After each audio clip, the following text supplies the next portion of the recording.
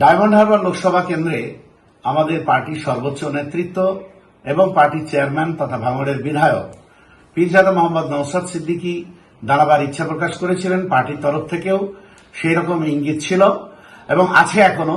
আমাদের দক্ষিণ 24 পরগনা জেলা নেতৃত্ব এবং জেলা পার্টি কর্মীরা, বিশেষ করে ডায়মন্ড হারবারের কর্মী সমর্থক দরদিরা পার্টির চেয়ারম্যানকে অবশ্যই প্রার্থী করার জন্য উৎসাহী এবং তাদের উৎসাহকে গুরুত্ব দিয়েই পার্টির সর্বোচ্চ নেতৃত্ব সর্বোচ্চ গুরুত্ব দিয়েই বিষয়টা আলোচনা চালাচ্ছে। দু একদিনের মধ্যেই আমরা চূড়ান্ত সিদ্ধান্ত আপনাদের জানিয়ে দিতে পারব। আসন্ন লোকসভা নির্বাচনে পশ্চিমবঙ্গে 42টি আসনে প্রতিদ্বন্দ্বিতা করার জন্য বিভিন্ন রাজনৈতিক দল তারা ইতিমধ্যে প্রার্থী তালিকা ঘোষণা করছে। কোন কোন আসনে প্রতিদ্বন্দ্বিতা করবে তার চূড়ান্ত তালিকা প্রস্তুত করছে।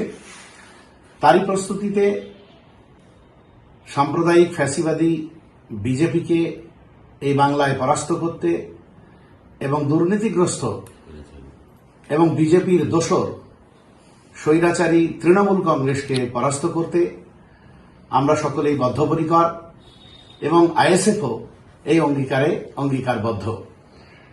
সেটাকে লক্ষ্য রেখেই বিগত বিধানসভার মতোই আমরা বামেদের সঙ্গে আলোচনার রাস্তায় গিয়েছি এবং সেই মোতাবেক পরপর 3টে বৈঠক আমাদের হয়েছে। প্রথম দিকে আমরা 20টির বেশি আসনে প্রতিদ্বন্দ্বিতা করার কথা জানালেও জোট রাজনীতির স্বার্থে বিজেপি এবং তৃণমূল কংগ্রেসকে পরাস্ত করার স্বার্থে আমরা সেটা 14টা আসনে প্রতিদ্বন্দ্বিতা করার কথা জানিয়েছিলাম। তারপরেও জোট রাজনীতির স্বার্থে আমরা শর্ট আউট করে তৃতীয় বৈঠকে 8টি আসনে প্রতিদ্বন্দ্বিতা করার কথা জানিয়েছি বামফ্রন্ট নেতৃত্বকে এবং আমরা যে 8টি আসনে প্রতিদ্বন্দ্বিতা করতে চাইছি জোটের পক্ষে সেই 8টি আসন আমরা জানিয়ে এসেছি এবং আজকে আমাদের রাজ্য কমিটির বৈঠক থেকে সেই 8টি আসনের নাম চূড়ান্ত হয়েছে। সেই 8টি আসন আমরা এখন আপনাদের সামনে জানাতে পারি যে কোন 8টি আসনে আমরা প্রতিদ্বন্দ্বিতা করব। উত্তর 24 পরগনার বারাসাত এবং বসিরহাট এই দুটো কেন্দ্রে আমরা প্রতিদ্বন্দ্বিতা করব জোট প্রার্থী হিসাবে।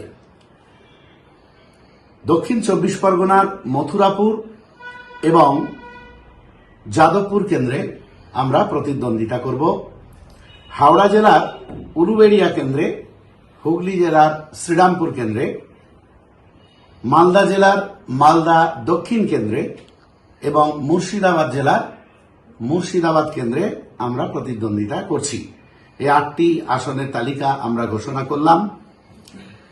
সেই সঙ্গে আর একটা বিষয় আপনাদের জানিয়ে রাখছি, এই 8টার মধ্যে জোটের স্বার্থে যাদবপুর কেন্দ্র থেকে আমরা সরে আসতে পারি একমাত্র বামফ্রন্টের প্রার্থী যদি বিশিষ্ট আইনজীবী জনদরদি বিকাশ রঞ্জন ভট্টাচার্য প্রার্থী হন। সেক্ষেত্রে আমরা অবশ্যই প্রার্থী পদ তুলে নেব, অবশ্যই যাদবপুর থেকে সরে আসব। সেক্ষেত্রে পরিবর্তে বালুরঘাট, জয়নগর অথবা ঝাড়গ্রামের মধ্যে কোনো একটা আসন আমরা দাবি করব শরিক হিসাবে।